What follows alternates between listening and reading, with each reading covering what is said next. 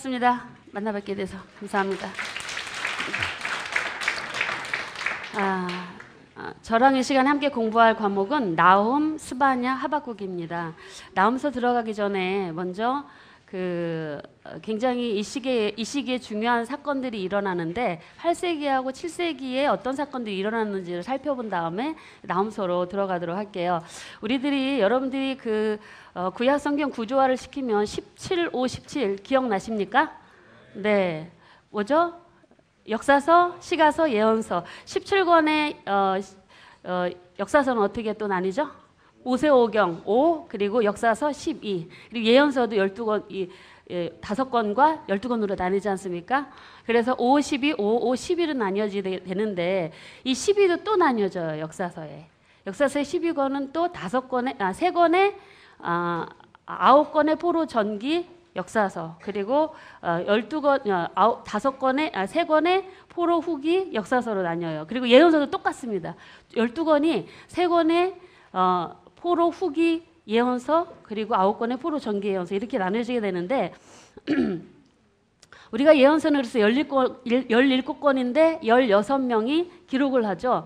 그래서 열왕기 하 13장부터 문서 예언자가 등장을 하게 됩니다. 근데 그 첫 번째 문서 예언자는 언제 등장하냐면 9세기 예언자로 바로 요엘이 등장을 하죠. 바로 835년에 등장을 하게 되고, 8세기 예언자로는 요나, 니느웨 멸망을 예언했다가 바로 이제 그 심판이 유예받던 요나의 활동이 있었고, 그리고 또 북이스라엘 멸망을 예언한 아모스와 호세아를 둘 수가 있습니다. 8세기 예언자입니다. 7세기 예언자는 우리가 저와 지금 함께 살펴보게 될 나훔, 스바냐, 하박국, 이 순서로 보겠습니다. 원래는 성경 순서로는 나훔, 하박국, 스바냐인데 이 시대별로 보면은 스바냐가 먼저입니다.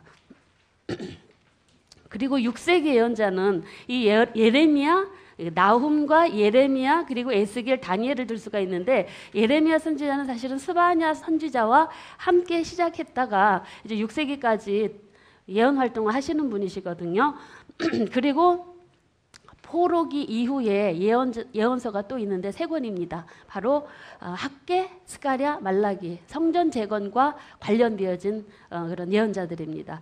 특별히 여러분들이 이 시간 기억해야 될 것들이 뭐냐면 8세기에 가장 중요한 사건들이 일어나는데 그 사건이 바로 북이스라엘의 멸망 사건입니다. 바로 주전 722년에 멸망을 하게 되어지는데, 그 북이스라엘이 멸망하게 되어지는 원인이 바로 뭐냐면 아합, 예후, 여로보암 2세로 이어지는 바알 숭배 범죄 때문에 그들이 북이스라엘의 멸망이 이루어지게 됩니다. 그래서 그런 예언이 그와 관련되어진 예언이 아모스, 호세아를 통해서 북이스라엘의 멸망이 예고되고, 그리고 그 말씀대로 실현이 되어지죠.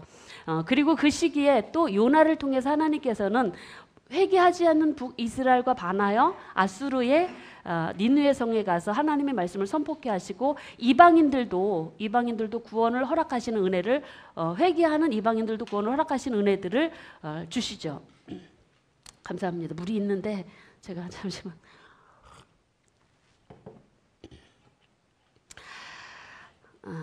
이 8세기에 일어난 북이스라엘의 멸망뿐만이 아니라 이 시기쯤에 어떤 일들이 일어나냐면, 이 시기에 남유다, 우시야, 히스기야, 므낫세로 거쳐서 바로 미가와 이사야 선지자가 예언을 하게 되어지는데, 바로 이때 히스기야 왕은 처음에는 굉장히 하나님을 잘 섬겼습니다. 그래서 종교개혁도 일으키고 했는데 그의 말년은요 교만하게 됩니다. 그래서 하나님을 의지하기보다는 누구를 의지하냐면 바벨론을 의지하는 일들이 일어나게 되죠. 그래서 히스기야 말년에 이러한 교만과 바벨론을 의지하는 죄 때문에 하나님께서는 이사를 통해서 예루살렘 성의 멸망을 예고하시죠. 이게 8세기에 일어나는 일들이고요. 7세기에는 바로 무슨 일들이 일어나냐면, 히스기야 말년에서 이 하나님을 배역하는 죄가 흐름이 므낫세, 그리고 아몬까지 이어집니다. 므낫세 55년, 아몬 2년으로 이어지는 이 죄악이 계속 이어져 가고, 그래서 바로 그 죄악이 요시야 왕 등극까지도 그 잔재들이 남아있어서 종교개혁이 7세기경에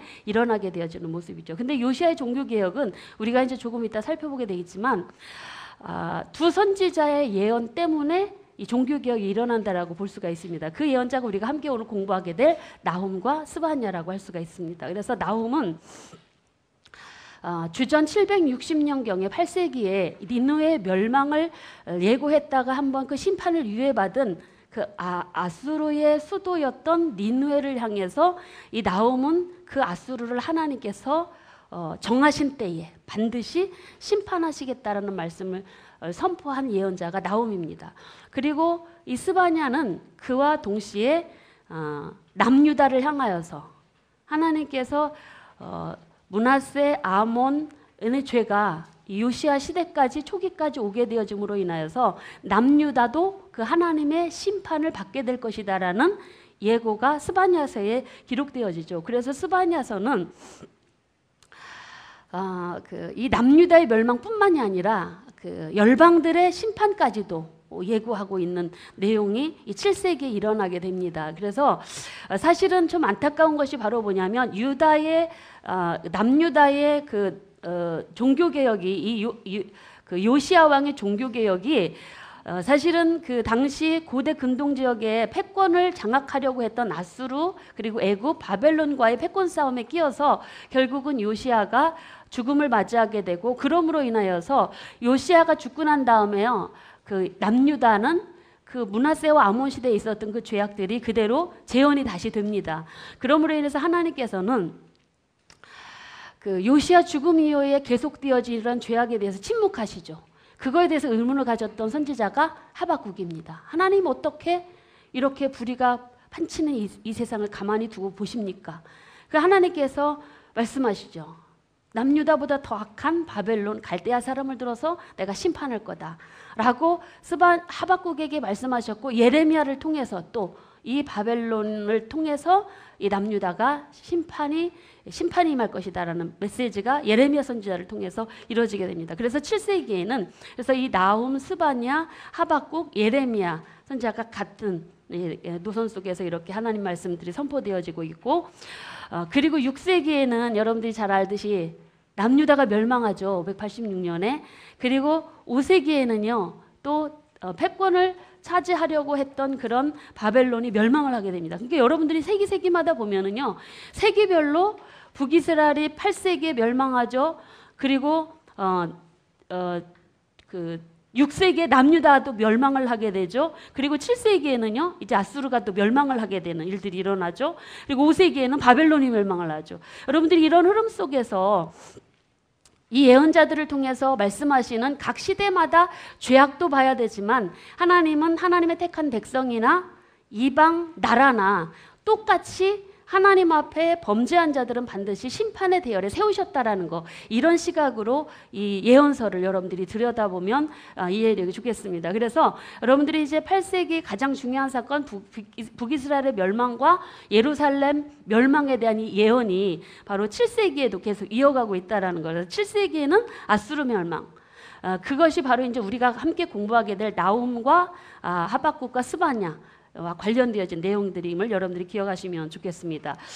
나훔은 바로 이제 아수르의 아수르의 멸망을 예고한 그런 예언자인데 사실은 하나님께서는 나훔 선지자를 통해서 이렇게 정한 때에 아수르를 멸망시킬 것이다라고 말씀하시는 것은 이미 지금 나훔 선지자가 예언 활동을 하기 이전에 약 120여 년 전에 바로 이미 요나 선지자를 통해서 심판을 예고받았고 그리고 그 심판이 유예를 받았습니다. 하나님이 한 번에 회개의 기회를 주셨어요. 그런데 그 회개의 기회를 하나님 앞에 돌아오고 하나님 앞에 선을 행하고 의를 행하는 기회로 삼지 않고 그들은 오히려 더 악을 행함으로 하나님의 멸망을 자초하는 일들이 일어나게 된다는 사실들을 나훔서를 통해서 이제 좀 더 살펴보도록 하겠습니다. 그래서 여러분들이 먼저 책 이름 보시겠습니다. 나훔서의 책 이름은 위로, 평안, 충분한 위로라는 이름을 가지고 있습니다.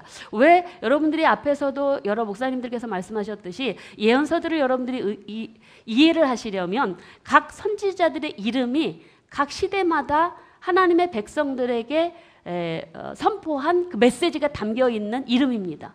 그래서 여러분들이 이름만 알아도, 이름의 뜻만 제대로 알아도, 아, 하나님께서는 당신의 택한 백성들에게 이 시대에 뭘 말하고 싶으신 거구나, 이걸 알 수가 있게 되어지는 것이죠. 그래서 당시에 하나님이 나움 선지자를 통해서 아수르의 멸망을 예고하셨는데, 이 나움이라고 하는 이름 무슨 뜻이냐면 위로, 평안, 충분한 이름을 가지고 있어요. 이것은 바로 무슨 얘기냐면 이 메시지가 아수르를 향한 메시지지만 사실은 1차적인 이 메시지를 받는 사람은 당시 남유다 백성들이었거든요. 그래서 바로 아수르의 멸망은 하나님의 백성들에게는 위로가 되고 그리고 평안이 될 것이다라는 사실이죠. 그것은 바로 당시 아수르라고 하는 나라에 의해서 하나님의 백성들이 아주 엄청난 압제 속에, 포악 속에 그렇게 지배를 당하고, 남유다는 아수르에 의하여 약 100여 년 정도 그렇게 지배를 당합니다. 수탈을 당하고 압제를 당하고 조공을 바치면서, 그러면서 많이 고통을 받는 이스라엘 백성, 하나님이 당신의 백성 남유다 백성들에게는 이 나움의 메시지가 위로가 되고 평안이 될 것이다라는 메시지를 이 이름을 통해서 보여주고 있는 것이죠. 기록자는 바로 이 책의 이름 따라서 엘고스의 출신인 나움 1장 1절에 등장하고 있습니다. 근데 엘고스의 이 지명에 대해서는 여러분들이 잘 아시듯이 성경 지명은요, 정확한 지명들이 굉장히 많이 없습니다. 그래서 엘고스라는 지역의 출신의 나움이라고 정도만 여러분들이 이해하시고 넘어가시면 되겠습니다. 여러분들이 예언서를 정리하고 있는 이 지리적 배경들을 보시면은 그 16명의 그 예언자들 중에 3명이 외국을 향하여서 예언한 말씀들을 선포한 예언자들이 있습니다. 근데 아수르라는 나라를 향하여서는요, 2 선지자가 이야기하죠. 요나와 나훔입니다. 그리고 다른 나라, 이 에돔은요, 이스라엘의 형제국이에요. 근데 이 형제국을 향하여서 오바댜라고 하는 선지자를 통해서 에돔의 멸망을 예고하고 있죠. 이것은 바로 이들이 형제국이었지만 하나님의 백성들에게 행한 포악, 그리고 이 아수르에게는 한 번의 기회를 주었지만 그들이 하나님의 뜻대로 서지 않음으로 인해서 두 번째는 심판이 예고되어진 내용들을 통해서, 특별히 나움서를 통해서 하나님께서 말씀하시고 싶으신 것은 하나님은 보복하신 하나님이시다, 원수를 갚으신 하나님이시다라고 강하게 다른 어떤 선지자들이 외친 예언서보다 더 강하게 하나님의 보복하시는 모습, 원수를 갚아주시는 모습이 드러나지고 있습니다. 이것은 바로 당시 아수르를 괴롭히던, 남유다를 괴롭히고 압제하던 아수르를 향한 하나님의 심판이 임하게 되는데, 사실 이 보복이라고 하는, 원수를 갚는다고 하는 단어는 하나님께서 남유다를 대신하여 갚아주시겠다는 그런 의미입니다. 그래서 사실은 이게 니느웨 멸망에 관한 이 내용은 니느웨에게는 위협이 되는 말씀이고 경고가 되는 말씀이지만 하나님 백성들에게는 바로 원수를 갚아주신, 하나님이 대신 원수를 갚아주시고 대신 보복해 주시는 그런 은혜의 말씀이었다라는 사실을 같이 기억하시면 좋겠습니다. 연대로는 바로 65년에서 64년으로 우리가 보고 있는데, 이 시대는 바로 어떤 시대냐면 아수르가 아주 가장 전성기 때라고 할 수가 있습니다. 그래서 왜 이 시대로 잡느냐면 그 근거 구절이 바로 어디냐면, 먼저 첫 번째로 3장 8절로 10절에 보면은요, 노아몬의 함락 사건이 언급되고 있습니다. 이 노아몬이라고 하는 도시는 그 애굽의 수도 테베라고 불려지는 곳이고 현재로는 룩소르라고 하는 그런 곳인데, 이곳을 바로 과거 663년에 아수르가 이 거대하고 완벽하고 그리고 아무도 덤불 수 없는 그런 니느웨 같은 그런 이런 성이었는데, 이런 곳을 바로 아수르가 멸망을 시킨 적이 있었는데, 니느웨 멸망을 말씀하시면서 하나님이 뭐라고 그러시냐면, 노아몬도 아무에게도 넘어가지 않을 것 같은 그 성이 멸망당한 것처럼 너희도 니느웨 성도 그렇게 될 것이다라는 그런 말씀들을 이제 하시고 있는데, 그래서 이 기록 연대는 이 노아몬 함락 사건 이후에, 노아몬 함락 사건이 바로 이제 663년에 일어나게 되어졌기 때문에, 그리고 또 두 번째로는 당시 므낫세와 아몬이 시대, 였고, 그리고 당시 그리고 이 나훔서에는 요시야 왕의 종교 개혁이 언급되지 않고 있습니다. 그래서 이 요시야 종교 개혁이 바로 요시야가 650년 600 그래서 요시야 왕의 종교 개혁 이전에 일어나게 되고, 그래서 이 나훔서는 요시야의 종교 개혁 이전에, 스바냐 이전에, 그리고 하박국 이전에 이렇게 보고 있습니다. 이렇게 이제 아수르에 의해서 멸망당한 이 노아몬이라고 하는 도시가 굉장히 애굽의 중심 부분에 있죠. 그래서 이 부분을 바로 처음에는 엘사라돈이라고 하는 왕이 이 삼각주까지 점령해 왔다가 바로 아수르 파니팔에 의하여 노아몬이 정복됩니다. 사실은 이 아수르 파니팔에 의하여 그때 가장 큰 전성기를 이루게 되는 그런 모습이 되어집니다. 당시 아수르 제국이 이렇게 붉은 부분이 점령한 그런 지역 모습이라고 할 수가 있습니다. 현재의 룩소르라고 하는 보여지는 모습들 이렇게 볼 수가 있고요. 그래서 여러분들이 그리고 이 나훔서의 위치를 보시면 되겠습니다. 배경을 좀 보시면 배경은 바로 북이스라엘 베가 때 아수르 왕 디글랏 빌레셀 3세가 침략을 하게 되고, 그리고 살만 에셀 5세에 의하여 호세아 왕 때, 그러니까 19대 북이스라엘 호세아 왕 때 북이스라엘 멸망을 당하게 되는 일들이 일어나지 않았습니까?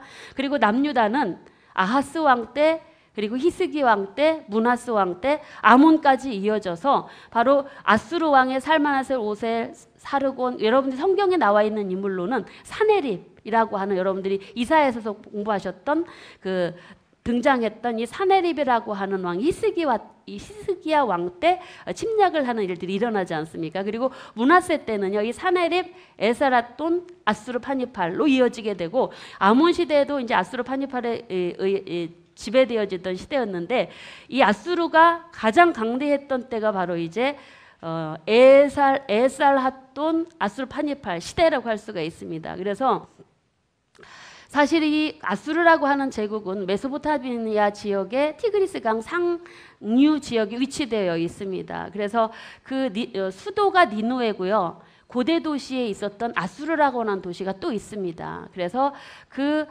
수도 니느웨와 고대 도시 아수르를 중심으로 이 아수르 제국이 형성이 되어지죠.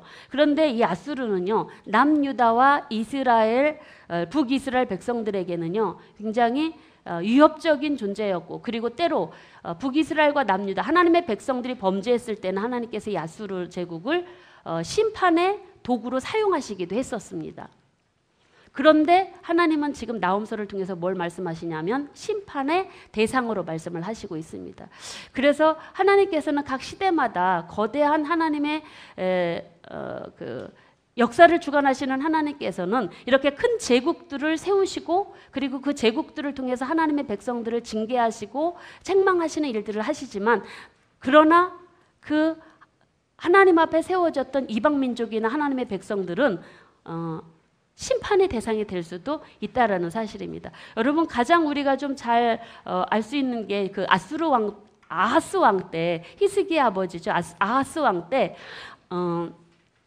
아수르가 아람을 점령을 하고, 그러고 나서 다메섹에, 아람의 수도였던 다메섹에 아수르 왕이 오게 됩니다. 그때 아하스 왕이 이 아수르의 왕을 만나러 가게 되죠. 그때 갔을 때 아수르의 신전을 그 다메섹에 가서 배워서 아하스 왕 그거를 예루살렘 성으로 가지고 와서 신전을 만듭니다. 그래서 바로 아하스 왕 때 이제 아수르의 신인 1월 성신을 이제 예루살렘으로 들여오게 되는 일들이 일어나게 되는데, 이런 일들이 바로 이제 아하스 왕 때 굉장히 극명하게 나타났고, 그런 일들은 바로 이제 당시 아수르 세력이 굉장히 강대했다라는 것을 볼 수가 있습니다. 그런데 히스기야 왕 때도 그랬었는데, 히스기야 왕은 반아수르 정책을 벌이죠. 그래서 사네립의 침공을 그래서 받게 되어지는 것입니다. 그러다가 조세와 약탈로 압제당하는 고통들을 당하게 되는 그런 일들이 히스기야 왕 때 일어나게 됩니다. 그래서 하나님께서는 이 아수르라고 하는 거대한 제국에게 심판의 기회를 주셔서 부강할 수 있는 기회를 주셨지만, 그러나 그들은 그들의 죄악에 대해서는 하나님은 침묵하지 않고 심판을 명하시는 모습들이 있었다라는 것들입니다. 여러분들이 아수르에 대해서는 잘 알고 있듯이 요나서 1장 2절에 보면 악독이 하나님 앞에 상달되었다라고 하는 말씀이 있습니다. 이들의 잘못은 바로 뭐였냐면 제국의 영토를 넓히기 위해서 피정복민들을 악하게 다룬 것입니다. 약자 나라를 침략해서 식민지로 삼고 식민지 백성들을 잔인하게 죽이고, 그리고 그들을 항거하지 못하도록 무슨 정책을 비냐면 주민들을, 아수르 사람들을 정복한 땅에 옮겨서 이주 정책을 해서 아수르 종교를 강요시킵니다. 그래서 종교와 종족을 혼합시켜서 그 식민 국가의 씨를 말려버리는 이런 잔인한 수법을 저지른 게 아수르라고 할 수가 있습니다. 그래서 바로 이러한 잔인한 방법으로 당시 약소 국가들을 하나하나 먹어 들어갔던 이런 아수르라고 하는 제국을 향하여서 하나님께서는 어떤 때 이 메시지가 증거되냐면 아수르의 멸망을 말씀하시냐면 에스라돈에서 아수르 파니팔로 넘어가는 가장 강대할 때, 그 힘이 최고로 자랑할 때 하나님은 이 아수르를 심판대 앞에 세우십니다. 바로 나훔을 통해, 나훔 선지자를 통해서 아수르의 멸망의 날 하나님의 심판이 임박했음을 선포하고 있는 것이죠. 결국은 이 예언대로 메대와 바사군에 의해서 이 아수르는 612년에 니느웨가 함락되고 609년에 바로 아수르라고 한 도시가 함락되어짐으로 완전 멸망이 되어지는 일들을 우리가 이제 이후에 찾아볼 수가 있게 되어집니다. 그리고 기록 목적을 여러분들이 좀 보시면, 기록 목적은요 1차적으로는 니느웨 멸망입니다. 아수르의 멸망입니다. 왜냐하면 하나님께서 한 번의 기회를 주셨지만 그들은 여전히 하나님이 자비를 베풀어 주셨음에도 불구하고 회개치 않고 악을 행했기, 더 큰 악을 행했기 때문입니다. 그들은 한때 이스라엘을 멸망시키는, 북이스라엘을 멸망시키는 심판의 도구였습니다. 하지만 그들은 그 이후에 아수르를 멸망시키고 그 세력을 더 넓혀서 남유다로 사내립 때 침공해 와서 누구를 조롱하냐면 하나님을 조롱합니다. 하나님 앞에 자신의 힘과 자신의 능력과 군사력을 자랑하며 교만을 내보이고 택한 하나님의 백성들의 것들을 수탈하고 억압하고 압제하는 일들을 하는데, 그 일이 잔혹하기가 이를 데 없는 백성이었다라는 것입니다. 그래서 이들의 교만이 열왕기하 18장 35절에 이렇게 나오는데 한번 들어보시죠. 민족의 모든 신들 중에 누가 그의 땅을 내 손에서 건졌기에 여호와가 예루살렘을 내 손에서 건지겠느냐 하셨느니라. 하나님을 완전 깔아뭉개는 이 메시지, 하나님의 진노를 살 수밖에 없었던 모습이라고 할 수가 있습니다. 그래서 하나님께서는 때로 하나님의 모든 사람이나 나라를 하나님의 징계의 도구로 사용하시기도 하지만, 그러나 그들이 그 죄를 회개하지 않고 더 잔인하게 악을 행하고 교만을 행하고 특히 하나님의 뜻을 거스르고 하나님을 대적해서 하나님을 조롱하는 그런 자들은 반드시 하나님이 대적자가 되어서 그 죄를 물으시더라 하는 것입니다. 그래서 바로 아수르는 이렇게 북이스라엘과 남유다를 괴롭히고, 그리고 피정복민들에게 지나치게 도를 행하고, 무엇보다도 하나님을 향하여서 하나님을 조롱하고 하나님 앞에 교만한 그 죄 때문에, 그게 바로 하나님을 대적한 죄입니다. 그것 때문에 하나님이 심판하시겠다라는 말씀을 하시는 것입니다. 그런데 이 소식은요, 또 하나님의 택한 백성들에게는 그들에게 압제를 당했던 이 하나님의 백성들에게는 하나님이 복수자가 되어주시고 위로가 되어주신다라는 그런 메시지를 위해서 바로 이 나훔서가 기록하게 되어졌다라는 것입니다. 그래서 1장 15절 보면 볼지어다 아름다운 소식을 알고 화평을 전한 자의 발이 산에 있도다. 이건 바로 이제 아수르의 심판 소식을, 멸망 소식을 이 남유다들이 들을 때는 그게 이제 즐거움과 기쁨의 소식이 될 것이고 위로의 소식이 될 것이다라는 말씀을 하고 있는 것입니다. 우리 첫 절과 마지막 절 함께 같이 읽어보겠습니다. 시작.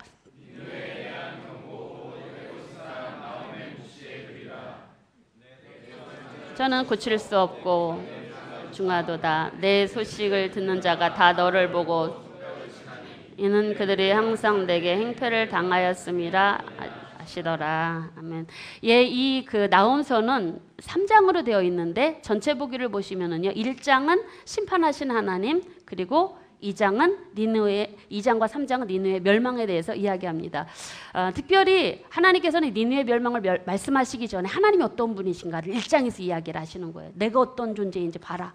그리고 2장, 3장에서 니느웨 멸망을 말씀하시고 있습니다. 그래서 여러분 이 1장에 보시면은 하나님이 당신의 모습을 어떻게 말씀하시는가를 한번 보시겠습니다.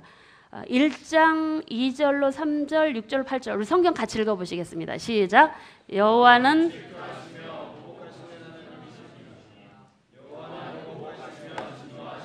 자기를 거스르는 자에게 여호와는 보복하시며 자기를 대적하는 자에게 진노를 품으시며 여호와는 노하기를 더디하시며 권능이 크시며 벌받을 자를 결코 내버려 두지 아니하시느니라. 누가 능히 그의 분노 앞에 서서며 누가 능히 그의 진노를 감당하랴. 그의 진노가 불처럼 쏟아지는 그로 말미암아 바위들이 깨지는도다. 여호와는 선하시며 환난 날에 산성이시라. 그는 자기에게 피하는 자들을 아시느니라. 그가 범람하는 불로 그것을 진멸하시고 자기 대적을 흑암으로 쫓아내시리라. 아멘. 여기에서 하나님께서는 당신의 존재를 드러내 주시는데 하나님은 질투하시는 하나님 그리고 보복하시는 하나님으로 이야기를 해주고 있고 그리고 하나님은 노하기를 더디하시지만 벌받을 자를 반드시 내버려 두지 않으시는 분으로 여기에서 하나님의 존재를 드러내 주십니다. 하나님께서는요 하나님의 백성들을 지나치게 억압을 하거나 그리고 지나친 악을 행하는 하나님의 백성들을 괴롭히는 어느 누구든지 하나님께서는 그들의 죄를 반드시 물으시고 하나님이 대신 대적자가 되어서 보복해 주신다라는 말씀입니다. 그래서 하나님의 뜻을 거스르고 악을 행하는 자, 근데 그 악이 하나님의 백성들에게 향한 것입니다. 하나님의 백성들에게. 그리고 또한 하나님께서는 노하기를 더디하신다 말씀하시는데 이 노하기를 하나님께서는요 니느웨에게 한 번의 기회를 주셨지 않습니까? 하나님은 죄를 범한 자에게 반드시 즉시 진노를 쏟지 않습니다. 회개할 기회를 반드시 주시는 노하기를 더디하시는 분. 그러나 그 보복이 조금 늦어져도 죄를 여전히 행하는 자는 그 벌받을 자를 결코 내버려 두지 않으시고 반드시 벌하시는 분. 이게 바로 하나님의 공의의 하나님의 속성입니다. 그러니까 우리는 하나님의 사랑을 늘 강조하고 하나님의 사랑을 받기를 원하지만 우리는 이 공의의 하나님을 놓치고 살아갈 때가 많이 있더라는 것입니다. 이스라엘 나라는 북이스라엘이나 남유다나 그들이 멸망하는 바로 그 이유들이 그들이 우상 숭배와 그리고 하나님의 율법의 말씀을 거역한 죄들 때문에 그들은 멸망을 당하게 되어집니다. 그것이 바로 하나님의 공의는 여러분 이 8세기 예언자들이 아모스나 미가, 이사야 선지자들의 그 예언들을 보면은요. 이 사회 속에서 교회에서 예배 잘 드리는 것 죄에 묻지 않습니다. 그 시대에는. 세상에서 직장 생활하면서 가정 생활하면서 이웃을 향하여서 형제를 향하여서 악을 행한 것을 죄로 묻고 있는 모습들이 8세기 예언자들의 특징인 것입니다. 의를 행하지 않는 개인과 나라, 백성들은 다 하나님의 심판의 대상이다라는 사실입니다. 그리고 하나님께서는 어떤 분이시냐면 또 그에게 피하는 자를 바로 피하는 자를 보호해 주시는 분이십니다. 그래서 이 니느웨 심판은 택한 백성들을 향한 하나님의 사랑과 선하심을 나타내기 위한 보복적 심판이시기도 하고 하나님의 당신의 백성들을 위하여 원수를 대신 갚아주시는 그런 심판의 손길이었다라는 것입니다. 여러분 역사에 의하면 이 니느웨라고 하는 이 성은 너무나 견고해서 우리가 요나서에서 이제 살펴보았듯이 굉장히 당시 바벨론 군대가 바사와 바벨론 군대가 이 성이 굉장히 공략하기 어려웠다라고 합니다. 그런데 그들은 바로 니느웨 북동쪽에 그 티그리스강 상류에 있기 때문에 바로 그 코슬댐이라고 하는 그 댐을 건설을 해서 그 물이 그 도시로 들어오지 못하도록 그 댐을 막고 그 도시를 번성시켜간 나라입니다. 그런데 하나님께서 이 니느웨를 진멸하시기로 말씀하시는데 무엇으로 진멸하시겠다라고 말씀하시냐면 범람하는 물로 말씀하십니다.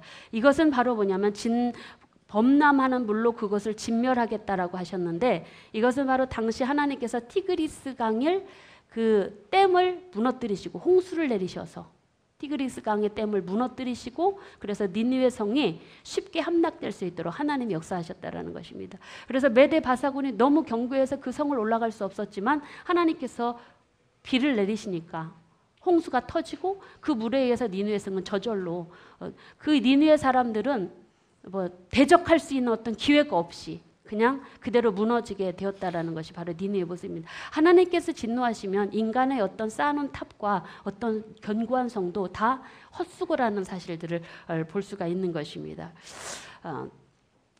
그리고 진노하시는 하나님의 모습에 대해서 우리가 살펴보았고, 그리고 다음으로는 왜 이들이 심판을 당할 수밖에 없는가? 그 부분에 대해서 이제 니느웨의 심판받을 죄악의 구체적인 모습들을 지적을 해주고 있는 내용이 바로 1장 9절로 15절까지 말씀이라고 할 수가 있습니다. 이들의 죄는요, 특별히 1장 11절을 보시면은요, 여기 보면 여호와께 악을 꾀하는 한 사람이 나왔다라고 이야기를 하는데, 이 사람을 역사적으로 누구로 보냐면 아수르바니팔로 보고 있습니다. 아수르바니팔이 바로 하나님의 뜻을 거역하고 흉악한 일을 부추기고 그리고 억압과 수탈과 속박하는 일을 남유다 백성들에게 가장 악하게 행했던 것. 특별히 여러분, 약소민족의 것을 탈취하고 억압하고 하는 것들은요, 사실은 정의의 하나님에게 보시기에는요, 율법을 범한 일입니다. 그래서 이게 나라에 대항한 일이지만 우리가 율법을 보시면은요, 연약하고 힘없고 가난한 고아와 과부를 돌보지 않은 것, 율법을 어긴 것으로 하나님께서 말씀하십니다. 여러분, 남유다 백성, 하나님의 백성이나 이방 백성이나 다 심판받는 이유가 뭐냐면 레위기서의 율법을 지키지 않았기 때문이다라는 사실입니다. 그것뿐만이 아니라 그들은 새긴 우상, 그리고 부어 만든 우상을 섬긴 죄 때문에 그들은 하나님 앞에 심판당할 수밖에 없다라는 이야기들을 하고 있는 것입니다. 그래서 하나님께서는 이렇게 아수르가 당시 아무리 강대국으로서 그 위용을 떨칠지라도 하나님의 진노 앞에서는 그들이 완전하게 멸망을 당하게 될 것을 말씀하고 있는 것이죠. 그래서 니느웨는요, 이 하나님의 멸망 때문에 회복될 수 없고, 그리고 다시는 그들이 일어날 수 없을 것이다라는 사실입니다. 우리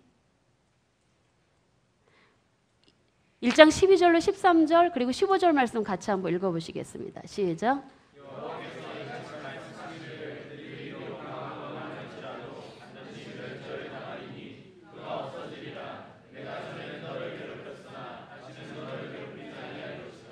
이제 내게 지은 그의 멍에를 내가 깨뜨리고 내 결박을 끊으리라. 볼지어다 아름다운 소식을 알리고 화평을 전하는 자의 발이 산 위에 있도다. 유다야, 내 절기를 지키고 내 서원을 갚을지어다. 악인이 진멸되었으니 그가 다시는 내 가운데로 통행하지 아니하리로다. 바로 하나님의 진노 앞에서 남김없이 파괴되어질 그 아수르의 파괴의 모습은 바로 하나님의 백성들에게는 화평의 소식을 전하는 아름다운 소식이 될 것이다라는 그런 말씀입니다. 그래서 이 니느웨 멸망을 알리는 한 전령이 유다 땅에 도착할 것이고 백성들은 그 일로 인해서 기뻐하게 될 것이다. 왜냐? 아수르의 억압이 100여 년 정도 지속되었기 때문에 유다 사람들한테는 그 아수르의 멸망 소식이 위로가 되고 평안이 되는 그런 모습이었다라는 사실입니다. 그러면서 이렇게 이스라엘 백성들을 향하여서, 하나님의 백성들을 향하여서 니느웨를 멸망시키고 압제한 그들을 향해서 하나님이 심판의 벌을 내리시는 이 일은 바로 이스라엘 남유다 백성들을 그들에게 지워진 이 멍에를 깨뜨려 버리는 그 사건이다. 그래서 하나님께서는 이 유다 백성들에게 뭐라고 그러냐면 내 절기를 지키고 내 서원을 갚으라는 말씀으로 이 1장이 마무리지고 있습니다. 그리고 2장에 보면은 니느웨의 멸망의 모습과 멸망의 이유가 대해서 말씀하고 있는데, 여러분들이 이 니느웨가 멸망당하는 이유는 특별히 2장 3절로 4절 말씀 7절 같이 읽겠습니다. 시작. 그의 용사들의 방패는 붉고 그의 무사들의 옷도 붉으며 그 항우를 버리는 날에 병거의 쇠가 번쩍이고 노송나무 창이 요동하는도다. 그 병거는 미친 듯이 거리를 달리며 대로에서 이리저리 빨리 달리니 그 모양이 횃불 같고 빠르기가 번개 같도다. 정한대로 왕후가 벌거벗은 몸으로 끌려가니 그 모든 시녀들이 가슴을 치고 비둘기같이 슬피 울리로다. 니느웨 멸망이요, 정한 대로 실행될 것이라는 것입니다. 다시는 하나님의 뜻이 돌이켜지지 않을 것이라, 반드시 이루어질 것이라는 것입니다. 이것은 바로 한 번의 회개의 기회를 주었던 바로 니느웨를 향한 하나님의 심판의 굳은 의지가 담겨져 있는 단어라고 할 수가 있습니다. 정한 대로. 이 말씀이 어디에도 나오냐면요, 남유다의 멸망을 예고했던 스바냐서에도 나옵니다. 당시는 이렇게 아수르나 패역을 행했던 아수르나 남유다 하나님의 백성들에게도 똑같이 정한 대로 그 죄악이 너무 컸기 때문에 하나님은 마음에 굳게 정하신 것을 다시는 바꾸지 않아. 하나님은 바꾸시기도 하셨잖아요. 그런데 지금은 아니라는 사실입니다. 그래서 하나님께서는 홍수로 댐을 터뜨리시고 그렇게 난공불락처럼 보여졌던 이 니느웨 성을 바로 하루아침에 함락시킬 수 있도록 하나님이 역사하셨다는, 보복하신 하나님. 그리고 이러한 니느웨는요, 황폐하여져서 어떤 모습이 되어질 거라면 다시 회복하지 못할 것이다라는 사실을 굉장히 사실적으로 묘사합니다. 그들이 정복전쟁을 통해서 영토를 넓히고 그러면서 얻어진 금은 보화로 그들의 성을 건축했습니다. 그런데 바벨론 군대에서 그 모든 것들이 다 약탈되어지고 그들은 흔적조차도 남지 못하는 모습으로 멸망하게 될 것을 말씀하고 있고, 마지막으로 이 니느웨 멸망 이유를 이야기하고 있습니다. 그 이유가 바로 여기 잔인함과 음행으로 인한 멸망을 이야기하고 있습니다. 그들의 잔인함, 음행, 이 잔인함은 바로 뭐냐면 정복자들이 보통은요, 힘센 나라가 약소 국가를 침범하면 당연히 그 땅을 차지하는 건 맞습니다. 그런데 그들은요, 정복자로서 너무 무자비하게 포악을 행한 거예요. 지나치게. 하나님이 허락해 주셨을지라도 그들이 행한 무자비하고 잔인한 방법으로 임신한 여인을 배를 갈라서 그 태아를 꺼내서 죽이는 정도까지 이렇게 포악을 행했던 그들의 모습이 결국은 수탈과 잔인한 방법으로 피정복민들을 죽인 사건, 그리고 그것으로 부를 축적했던 사건, 이런 것들이 바로 이 아수르가 행한 폭력과 그 포악은요, 당시 어떤 그 강대국 제국보다도 더 모든 나라보다 능가했다라는 사실입니다. 그래서 그들은 하나님이 정한 대로 심판을 내실 수밖에 없다라는 것이죠. 그리고 음행의 죄는 바로 뭐냐면 이 음행은 이 음행이라고 하는 죄는 사실은 이 우상 숭배 이야기입니다. 정복한 나라의 아수르 백성들을 데려다 놓고 백성들을 혼합시키고 그리고 또 종교를 강요시키고, 이것은 바로 혼혈 정책뿐만이 아니라 아수르 신을 섬기라고 종교를 혼합시키는 것입니다. 그래서 아하스 왕 때도요, 아수르 종교를 가져와서 섬기면서 일월성신을 섬기면서도 여호와 하나님께 제사도 드렸습니다. 그래서 바로 이 종교적인 혼합 정신은 하나님 가장 싫어하시는 일인데, 이 일을 바로 아수르가 앞장섰다라는, 그것 때문에 하나님이 그들이 행한 대로 다 갚아주시겠다. 그들이 정복한 나라에 가서 행한 대로 그들도 그렇게 갚으실 거예요. 그래서 그들은 능욕을 당하고 구경거리가 되고 그들을 위로할 자 없고, 바로 그들을 위해서 울어줄 자, 애곡할 자가 없을 것이라고 그렇게 말씀을 하고 있습니다.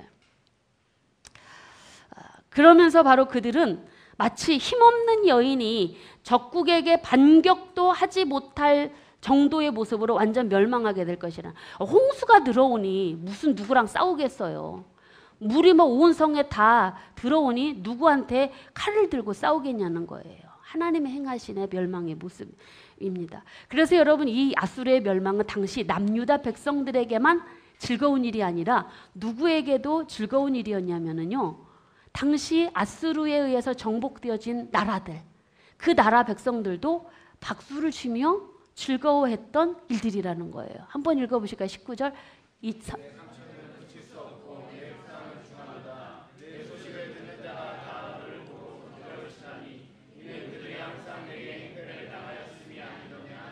네, 남유다뿐만이 아니라 이방 나라들이 이 아수르 제국에 의해서 고통을 당했기 때문에 바로 아수르의 멸망을 박수치면서 즐거워할 것이다라는 그런 이야기입니다. 그래서 하나님께서는 이 아수르를 한때 당신의 택한 백성을 심판하는 도구로 사용도 하셨지만, 그리고 때로 하나님의 백성들을 징계하시는 막대기로 사용하셨지만 그 몽둥이를 부러뜨리시는 그런 일을 하실 것이다. 이 사건이 언제 예고되냐면 아수르 제국이 가장 위용을 떨칠 때, 그때 하나님이 이 말씀하시, 그들은 땅에서 흔적도 없이 멸망당하게 될 것이다라는 사실. 하나님 앞에는요, 그래서 아무리 강대국을 자랑할지라도, 자신의 권력과 힘이 셀지라도 택한 백성이나 바로 이방인이나 다 똑같이 악을 행하는 자는, 율법을 행하지 않는 자는 반드시 심판의 대상이 될 수 있다라는 사실입니다. 여러분, 나홈서는 1장 7절로 8절이 요약 구절이라고, 핵심 구절이라고 볼 수가 있습니다. 1장 7절 8절에는 여호와는 선하시고 환난 날에 산성이시며 자기에게 피하는 자에게는 피하는 자들 아신다. 그리고 그가 범람하는 불로 그것을 진멸하시고 자기 대적들을 흑암으로 쫓아내시리라 하시는 말씀이, 택한 백성들을 향하여 그에게 피하는 자들에게 산성이 되시는 하나님, 그리고 이 아수르 제국을 물로 심판하시겠다라는 이 메시지가 담겨져 있는 모습이죠. 니느웨를 중심으로 그 힘을 자랑했던 이 제국, 아수르 제국은 약 하나님께서 150년 정도 번성의 기회를 주셨습니다. 회개하고. 그러나 하나님은 그들이 하나님을 대적하고 조롱하고 멸시하는 죄 때문에, 그리고 택한 백성 남유다를 포악과 압제와 수탈을 행한 죄로 그들이 하나님이 가장 번성했을 때 심판을 예고하시는 내용이 이 나홈서의 내용이라고 할 수가 있습니다. 여러분, 분명한 것은 하나님은 정한 대로 그 일을 행하시더라는 것. 그래서 여러분, 이 모든 메시지들을 통해서 뭘 볼 수 있냐면 하나님이 주권, 하나님이 세상을 다스리시는 분이시다라는 것입니다. 그래서 하나님은 회개의 기회를 주었어도 악행을 버리지 않는 어떤 세계 민족일지라도 심판하시고, 그리고 하나님을 의지하는 중에 있는 자들에게는 원수를 갚아주시는 위로하시는 하나님이시다라는 사실을 보여주고 있습니다. 나홈서는 이렇게 마치시고요. 스바냐서 보시겠습니다. 페이지가 317페이지로